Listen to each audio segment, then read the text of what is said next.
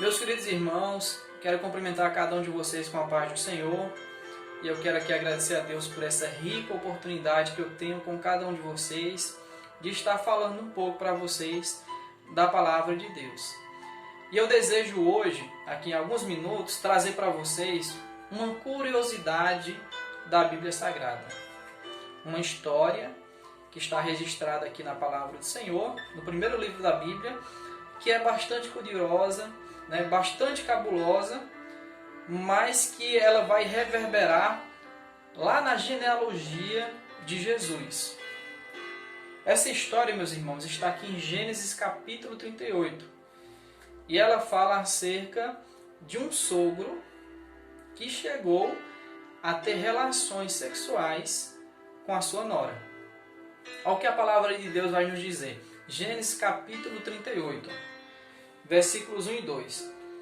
E aconteceu no mesmo tempo que Judá desceu de entre seus irmãos e entrou na casa de um varão de Adulão, cujo nome era Ira. E viu Judá ali a filha de um varão cananeu, cujo nome era Sua, e tomou-a e entrou a ela. Bom, a história começa aqui. O sogro, que eu vou falar aqui para vocês, é Judá. E a nora é Tamar. Mas para a gente poder compreender toda essa história, vamos começar aqui do início. A Bíblia diz aqui que Judá, ele saiu de entre os seus irmãos e foi até a cidade de Adulão. E lá na cidade de Adulão, ele tinha um amigo. Esse amigo, o nome dele era Ira. H-I-R-A. Ira. Está aqui no versículo 1. E quando ele chega ali na casa do seu amigo Ira, na cidade de Adulão, ele vai conhecer uma mulher cananeia. E é muito interessante o nome da mulher. O nome da mulher era Sua. O nome da mulher era Sua. E ele conhece aquela mulher, se apaixona por ela. Com certeza, talvez era uma mulher muito bonita. Se apaixona por ela. E a Bíblia vai dizer que do relacionamento de Judá com Sua, vai ser gerado 3 filhos. E quem são esses 3 filhos?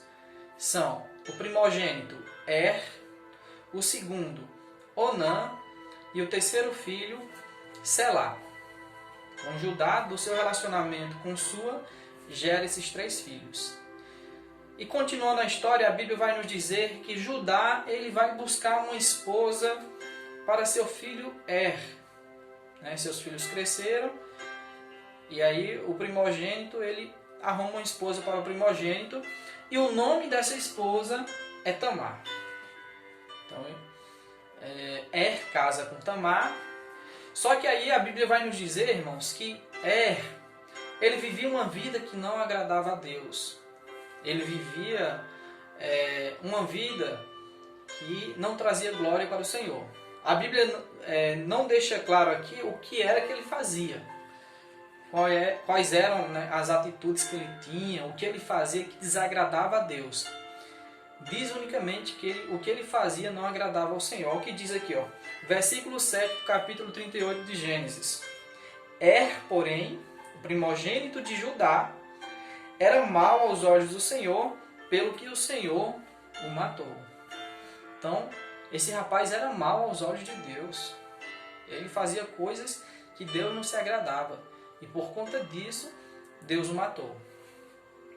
E logo após a morte de quando Judá fica sabendo que perdeu o seu primogênito, o que é que ele vai fazer?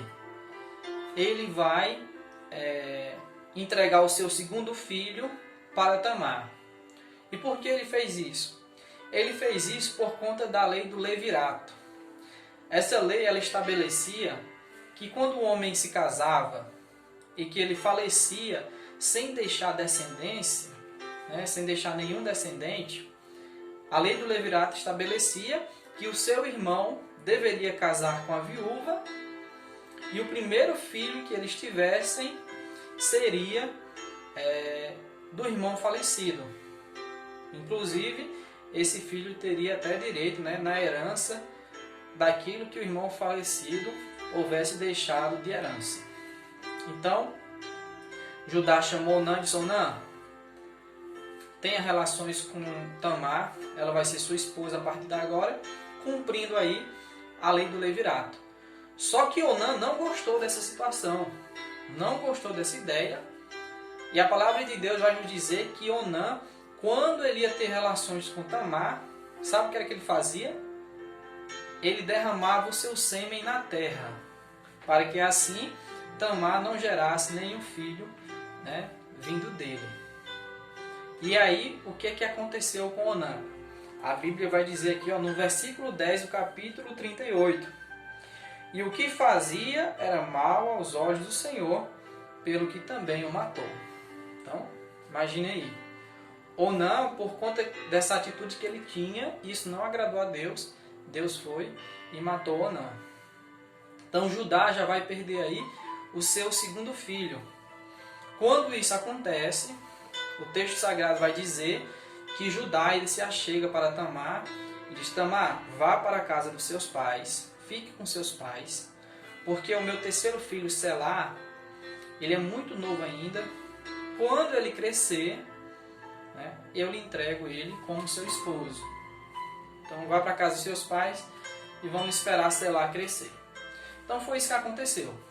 Tamar foi para a casa dos pais dela, Selá ficou na casa do seu pai até crescer. E aí depois de muitos dias vai acontecer que uma filha da esposa de Judá, que era sua, uma filha dela acaba falecendo. E aí depois que Judá ele se consolou da morte dessa filha, a Bíblia vai dizer que ele vai até a cidade de Tímina para poder tosquear ovelhas. E quando ele vai para essa cidade, ele leva seu amigo Ira, que era lá da cidade de Adulão.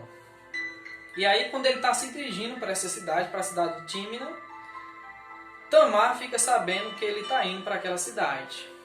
E aí o que é que ela decide fazer? Ela decide se vestir de prostituta e ficar, né, no caminho, lá na cidade, em um local onde tinha duas fontes. Ela vai para esse local onde tinha essas duas fontes e fica vestida de prostituta, aguardando o seu sogro passar. Por quê? Porque ela sabia que o terceiro filho de Judá, que era Selá, ele já era grande, já tinha crescido, mas até aquele momento Judá não tinha dado o seu terceiro filho para ela. Por quê? Porque ele estava com medo que acontecesse a mesma coisa que ocorreu com seus outros dois filhos. Foi por isso que até aquele momento ele não tinha entregado o seu terceiro filho para Tamar.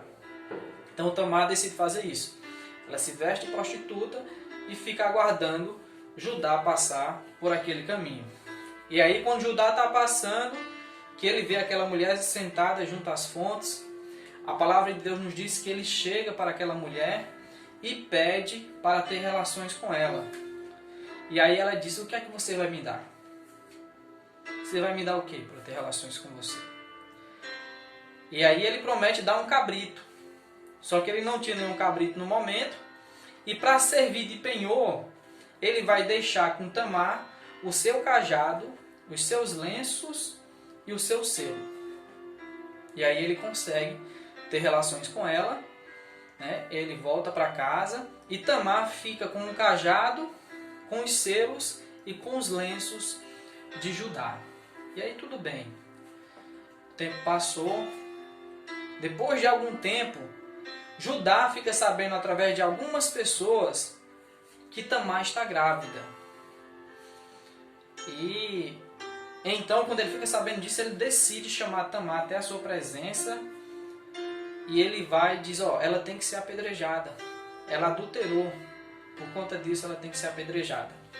Só que antes de apedrejarem ela disse: o homem que adulterou comigo, ele é dono aqui desses objetos. Então ela lança ali sobre os pés de Judá o selo, os lenços e o cajado.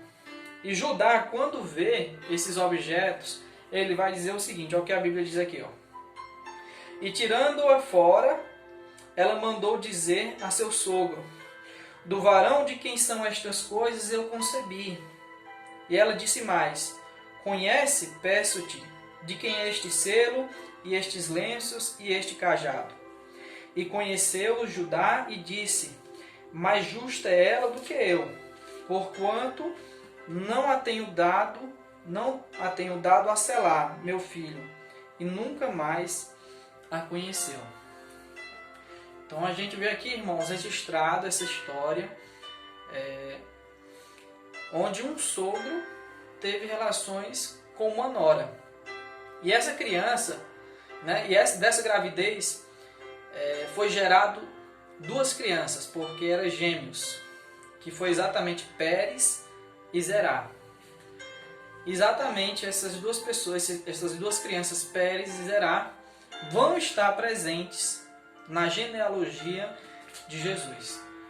Então é uma história curiosa, né, bastante cabulosa, com muitos acontecimentos. Judá ali perde 2 filhos seus. Acontece toda essa situação, mas Tamar, juntamente com seus 2 filhos, e também Judá, eles vão estar presentes na genealogia de Jesus. Amém? Então eu quis aqui trazer essa história que é bastante curiosa para vocês. Se você tiver gostado deste vídeo, eu quero lhe pedir que você deixe aí o seu like, deixe também o seu comentário, compartilhe com outras pessoas. Que Deus abençoe sua vida, que Deus abençoe a sua família, no nome de Jesus. E eu agradeço a você por ter assistido esse vídeo até este momento. Até mais, Deus abençoe.